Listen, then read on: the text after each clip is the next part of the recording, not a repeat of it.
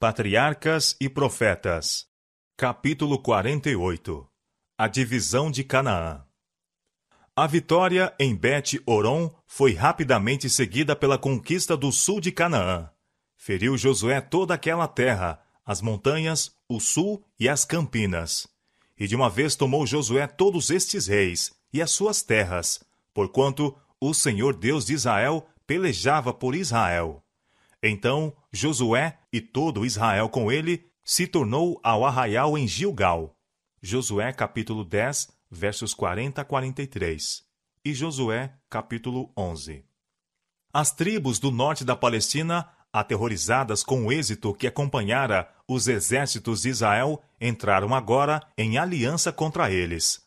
À frente desta confederação estava Jabim, rei de Azor, território que ficava a oeste do lago Merom.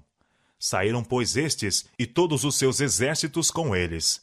Este exército era muito maior do que qualquer que os israelitas haviam encontrado antes em Canaã. Muito povo, como a areia que está na praia do mar em multidão, e muitíssimos cavalos e carros.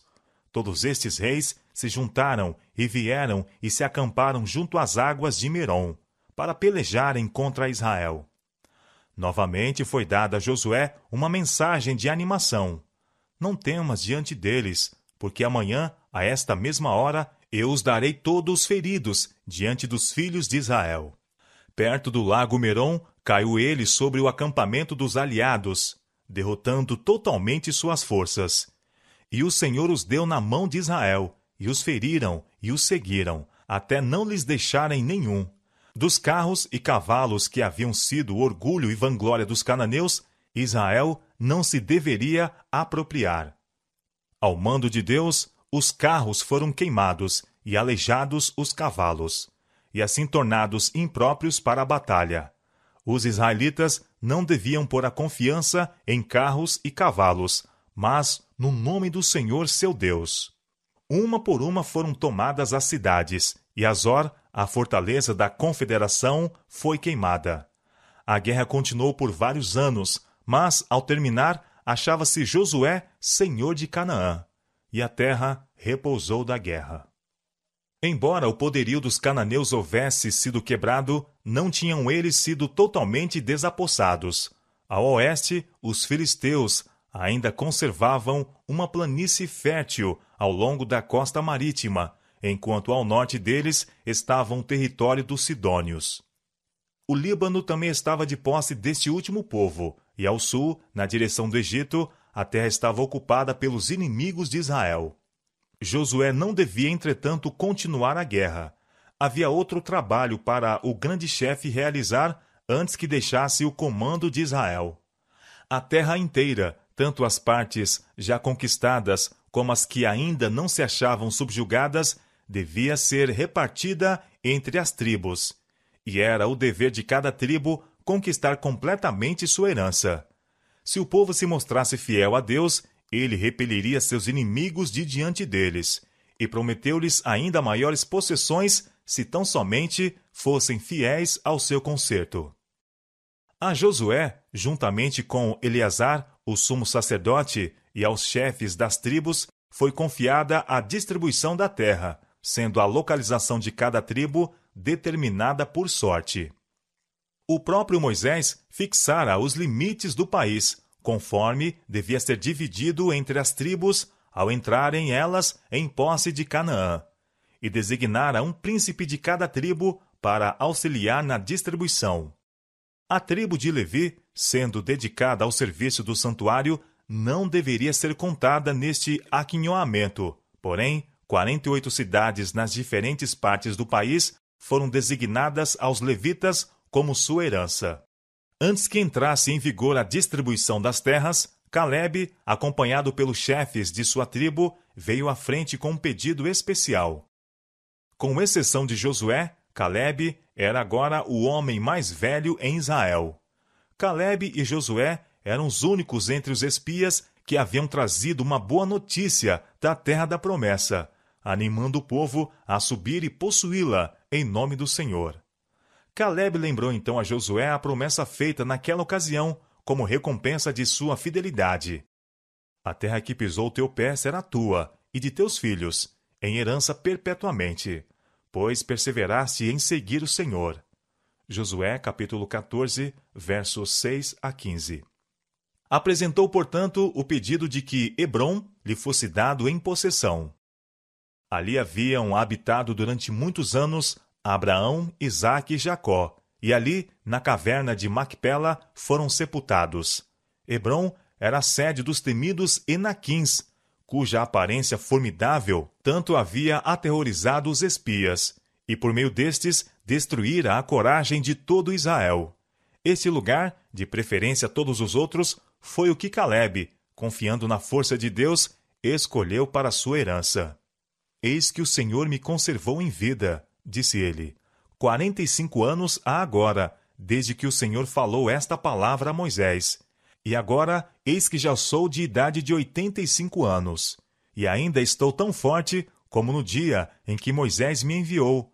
Qual a minha força então era, tal é agora a minha força, para a guerra, e para sair e para entrar. Agora, pois, dá-me este monte de que o Senhor falou aquele dia. Pois naquele dia tu ouviste que os Enaquins estão ali, grandes e fortes cidades há ali. Porventura, o Senhor será comigo para os expelir, como o Senhor disse. Este pedido foi apoiado pelos principais homens de Judá. O próprio Caleb, um dos indicados daquela tribo para repartir a terra, escolhera esses homens para que a ele se unissem ao apresentar seu pedido, para que não houvesse a aparência de ter ele empregado sua autoridade para proveito próprio. Seu pedido foi imediatamente satisfeito. A ninguém poderia a conquista daquela gigantesca fortaleza ser com mais segurança confiada. Josué o abençoou e deu a Caleb, filho de Jefoné, Hebrom em herança, porquanto perseverara em seguir ao Senhor Deus de Israel. A fé de Caleb era agora precisamente o que fora quando seu testemunho havia contradito o mau relato dos espias. Acreditara na promessa de Deus de que ele poria seu povo na posse de Canaã, e nisto seguiria inteiramente ao Senhor. Suportara juntamente com seu povo a longa peregrinação no deserto, participando assim dos desapontamentos e trabalhos dos culpados. Não apresentou, contudo, queixa contra isto, mas exaltou a misericórdia de Deus que o preservara em vida no deserto, quando foram eliminados seus irmãos. Entre todas as agruras, perigos e pragas, nas vagueações pelo deserto e durante os anos de guerra, desde que entraram em Canaã, preservara-o o Senhor. E agora, passados os 80 anos, não se encontrava abatido o seu vigor. Ele não pedia para si uma terra já conquistada, mas o lugar que mais do que todos os outros espias haviam julgado impossível subjugar. Com a ajuda de Deus, ele arrancaria essa fortaleza daqueles mesmos gigantes, fizera abalar a fé de Israel. Não foi o desejo de honras ou o engrandecimento próprio que determinou o pedido de Caleb. O velho e bravo guerreiro estava desejoso de dar ao povo um exemplo que honraria a Deus e acoroçoaria a subjugar completamente a terra que seus pais haviam imaginado invencível. Caleb obteve a herança na qual tinha o coração durante 40 anos, e confiando em que Deus estava contigo, expeliu Caleb dali os 3 filhos de Enaque. Josué, capítulo 15, verso 14. Havendo assim conseguido posse para si e sua casa. O zelo não se lhe abateu, não se estabeleceu a fim de gozar a herança, mas levou avante novas conquistas para o benefício da nação e para a glória de Deus. Os covardes e rebeldes haviam perecido no deserto, mas os espias justos comeram das uvas de Escol. A cada um deles foi dado segundo sua fé. Os incrédulos viram cumprir-se seus temores. Apesar da promessa de Deus, declararam que era impossível herdar Canaã, e não a possuíram.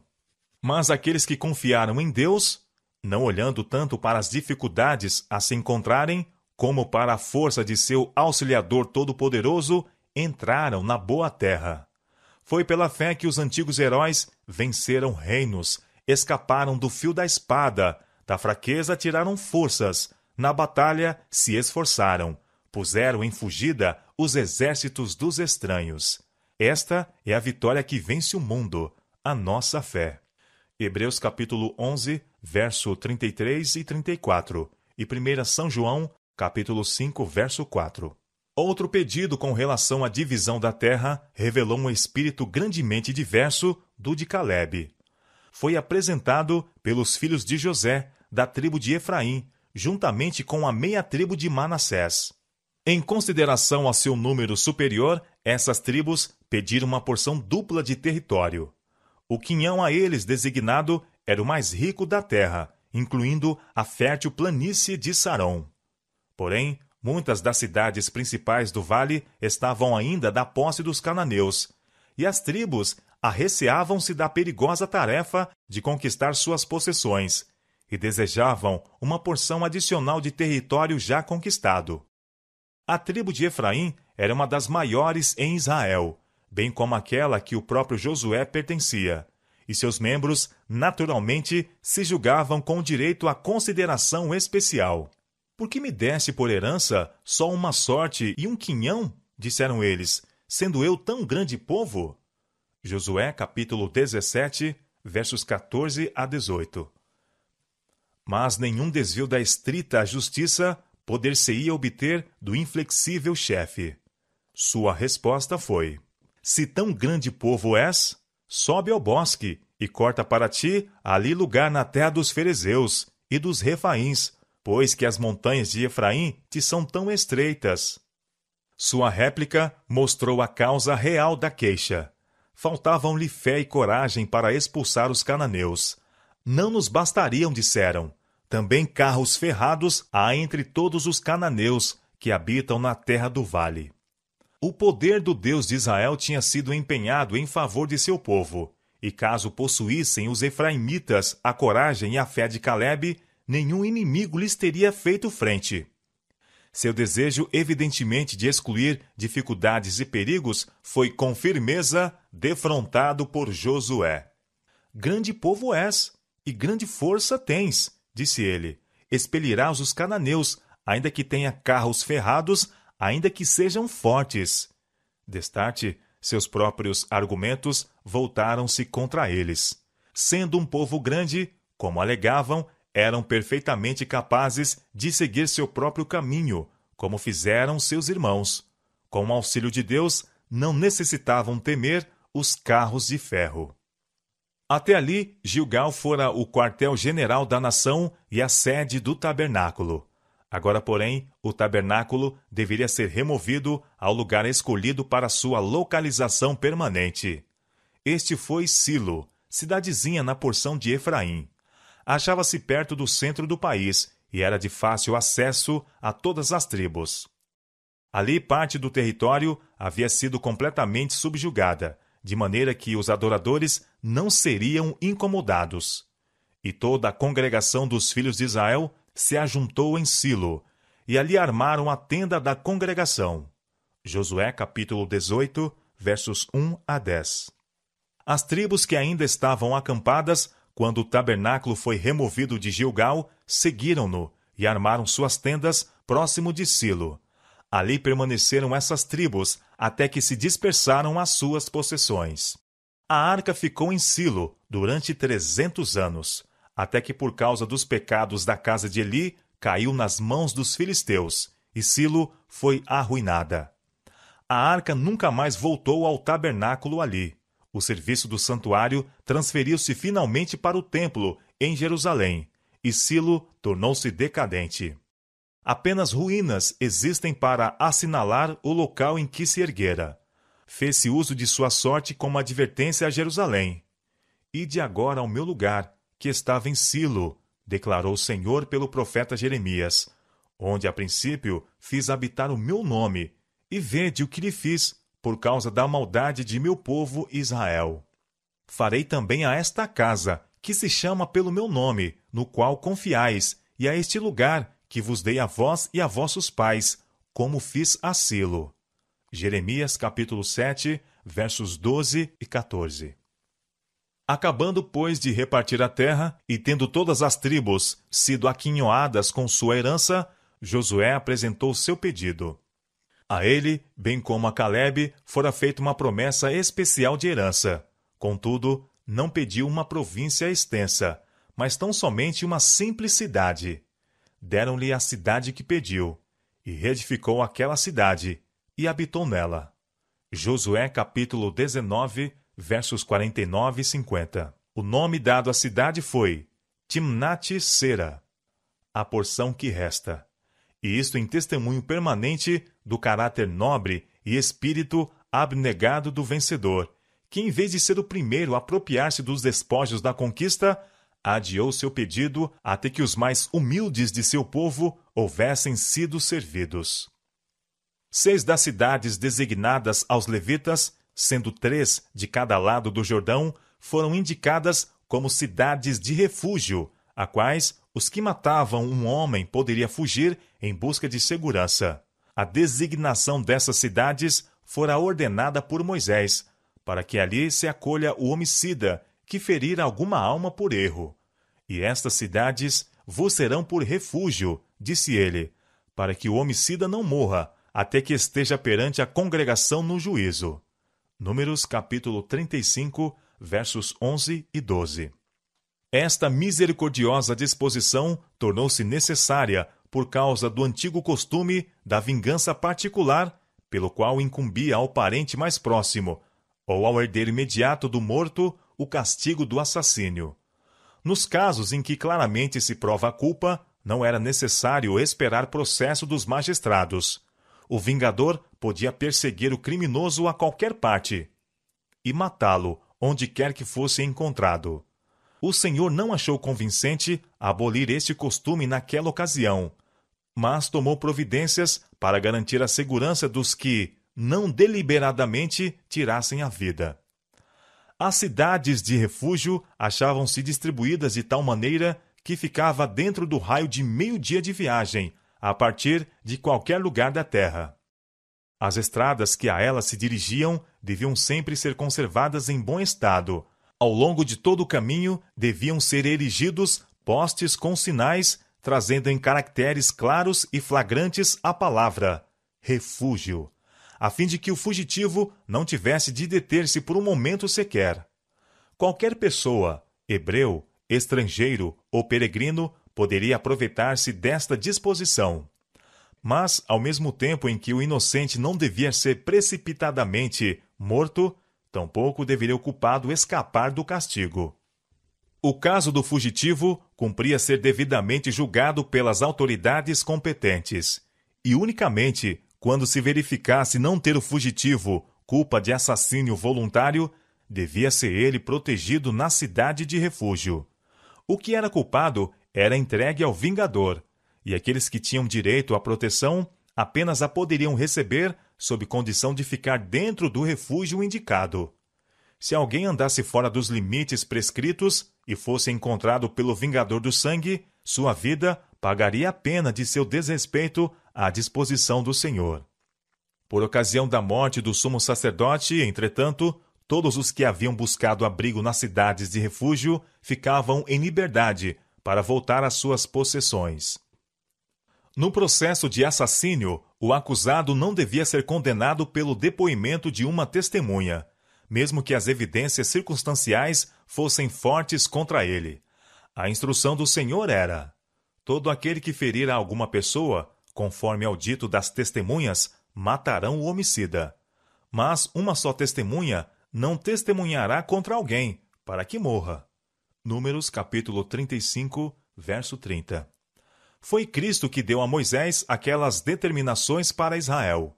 E quando ele esteve em pessoa com seus discípulos na terra, ao ensinar-lhes como tratar os que erram, repetiu o grande ensinador a lição de que o testemunho de um só homem não devia livrar ou condenar. As ideias e opiniões de um homem não devem resolver questões controvertidas. Em todos estes assuntos, 2 ou mais devem estar associados, e juntos arrostar a responsabilidade, para que pela boca de 2 ou 3 testemunhas toda a palavra seja confirmada. São Mateus capítulo 18, verso 16. Se aquele que era julgado por motivo de assassínio se verificasse culpado, nenhuma expiação ou resgate o poderia livrar. Quem derramar o sangue do homem, pelo homem o seu sangue será derramado. Não tomareis expiação pela vida do homicida, que culpado está de morte, antes certamente morrerá. Tirá-lo-ás do meu altar para que morra, foi a ordem de Deus. Nenhuma expiação se fará pela terra por causa do sangue que se derramar nela, senão com o sangue daquele que o derramou.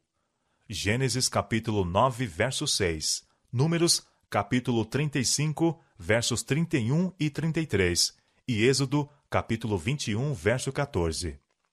A segurança e pureza da nação exigiam que o pecado de homicídio fosse severamente punido.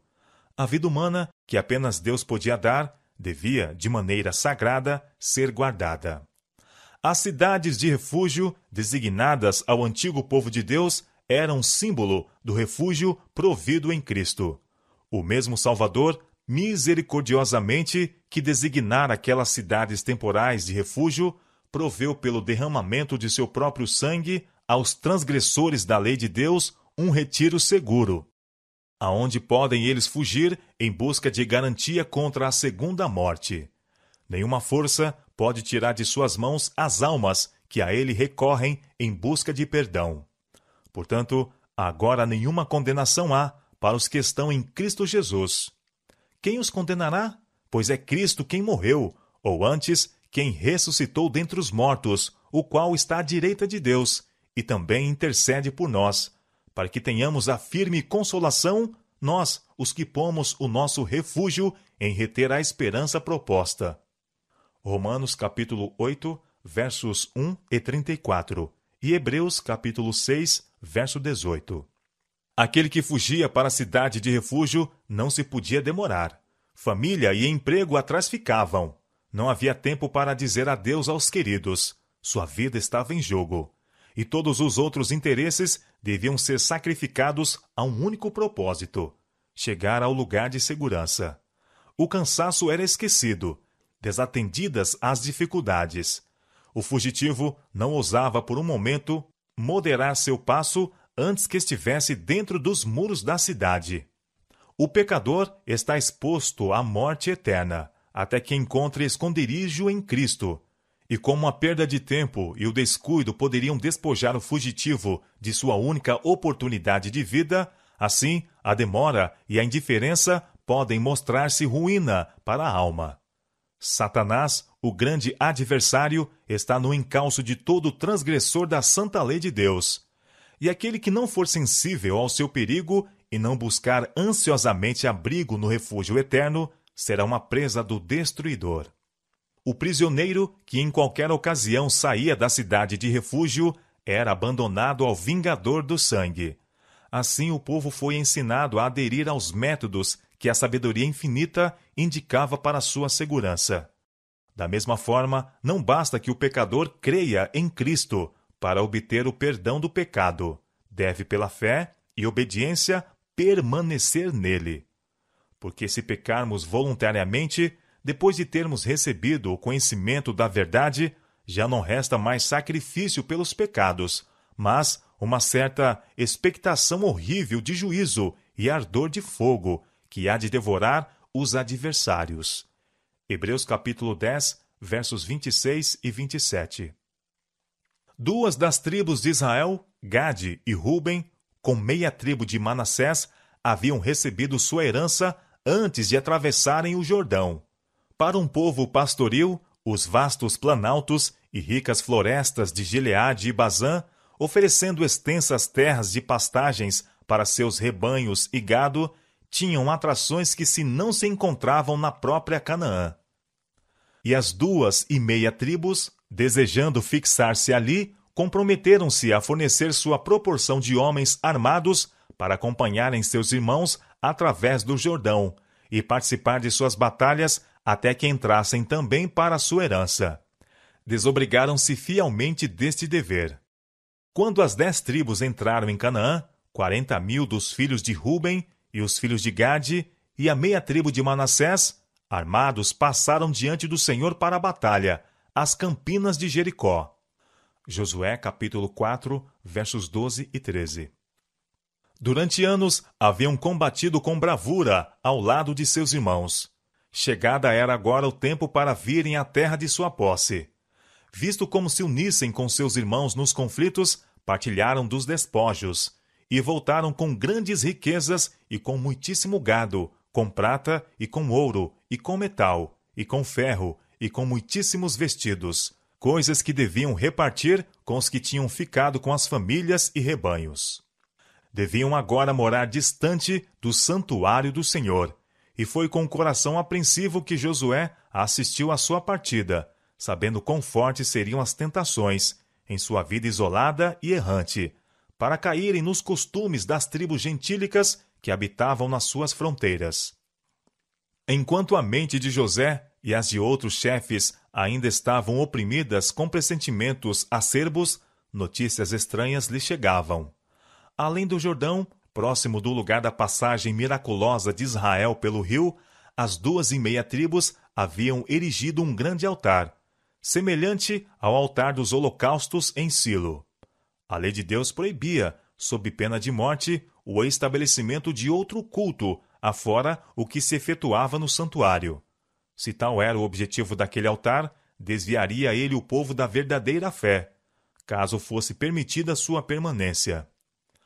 Os representantes do povo, reunidos em Silo e no calor de sua excitação e indignação, propuseram fazer guerra imediata aos transgressores. Pela influência dos mais cautelosos, foi, entretanto, decidido enviar primeiramente uma delegação para obter das 2,5 tribos explicação de sua conduta. Escolheram-se 10 príncipes, sendo um de cada tribo. À sua frente achava-se Finéias, que se distinguira por seu zelo nos acontecimentos de Peor. As 2,5 tribos haviam estado em falta, cometendo um ato que dava lugar a tão graves suspeitas, sem que dessem explicações para tal. Os embaixadores, tomando como coisa certa que seus irmãos estavam em culpa, a eles se dirigiram com ásperas censuras. Acusaram-nos de rebelar-se contra o Senhor e mandaram que se lembrassem como juízos haviam sobrevindo a Israel por se unir a Baal Peor. Em favor de todo Israel, Finéias declarou aos filhos de Gade e Ruben que se eles não desejavam habitar naquela terra, sem um altar para sacrifício, seriam bem-vindos na participação das posses e privilégios de seus irmãos do outro lado. Em resposta, os acusados explicaram que seu altar não se destinava a sacrifícios, mas simplesmente a ser uma testemunha de que, embora separados pelo rio, eles eram da mesma fé que seus irmãos de Canaã. Tinham receado que nos anos futuros pudessem seus filhos ser excluídos do tabernáculo, como não tendo parte em Israel. Então, esse altar, erigido segundo o modelo do altar do Senhor em Silo, seria uma testemunha de que seus construtores eram também adoradores do Deus vivo. Com grande alegria, os embaixadores aceitaram essa explicação e imediatamente trouxeram de volta a notícia àqueles que os haviam enviado. Dissiparam-se todos os pensamentos de guerra, e o povo uniu-se em regozijo e louvor a Deus. Os filhos de Gade e Ruben puseram agora em seu altar uma inscrição indicando o propósito pelo qual foi o mesmo erigido, e disseram: para que seja testemunha entre nós que o Senhor é Deus. Assim se esforçaram por evitar equívocos futuros e remover o que pudesse ser causa de tentação. Quantas vezes sérias dificuldades surgem de uma simples má compreensão, mesmo entre aqueles que são impelidos pelos mais dignos intuitos, e sem o exercício da cortesia e paciência, que resultados sérios e mesmo fatais podem seguir-se. As 10 tribos lembraram-se como, no caso de Acã, Deus repreendera a falta de vigilância para se descobrirem os pecados existentes entre eles. Agora resolveram agir pronta e seriamente, mas, procurando evitar seu primeiro erro, foram ao extremo oposto. Em vez de fazerem uma indagação cortês, a fim de conhecerem os fatos reais, defrontaram seus irmãos com censura e condenação. Houvessem os homens de Gade e Ruben retorquido no mesmo espírito, a guerra teria sido o resultado. Ao mesmo tempo que é importante que de um lado seja evitada a frouxidão ao tratar com o pecado, é igualmente de importância que do outro se evite um juízo ríspido e infundada suspeita. Conquanto muitos sejam bastante sensíveis à menor censura com relação à sua conduta, são demasiadamente severos ao tratar com aqueles que supõem estar em erros. Ninguém foi jamais recuperado de uma situação errônea, pela censura e exprobração, mas muitos são assim mais repelidos do caminho direito e levados a endurecer o coração contra a convicção. Um espírito de bondade, uma conduta cortês, paciente, podem salvar os que erram e cobrir uma multidão de pecados. A sabedoria mostrada pelos Rubenitas e seus companheiros é digna de imitação. Ao mesmo tempo em que procuravam honestamente promover a causa da verdadeira religião, eram julgados falsamente e censurados com severidade. Não manifestaram, todavia, ressentimento.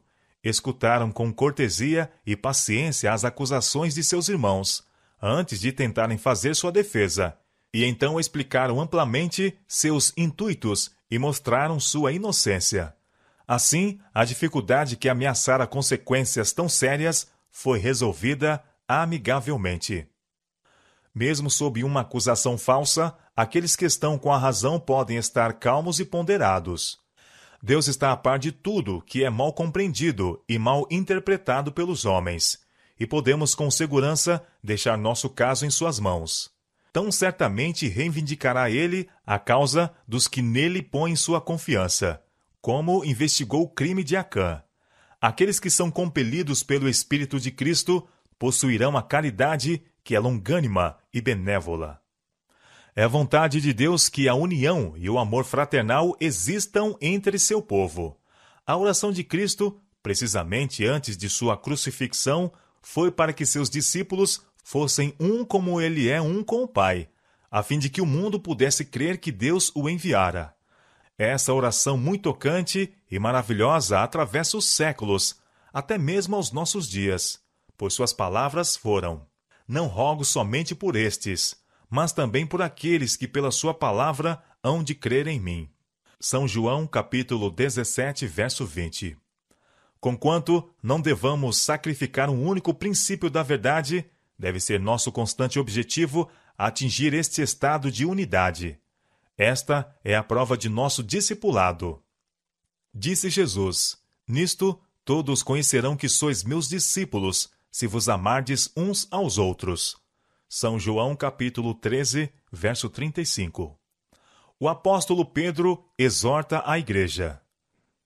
O apóstolo Pedro exorta a igreja: sede todos de um mesmo sentimento, compassivos, amando os irmãos, entranhavelmente misericordiosos e afáveis, não tornando mal por mal, ou injúria por injúria, antes pelo contrário, bendizendo, sabendo que para isto fostes chamados, para que por herança alcanceis a bênção. 1 São Pedro, capítulo 3, versos 8 e 9.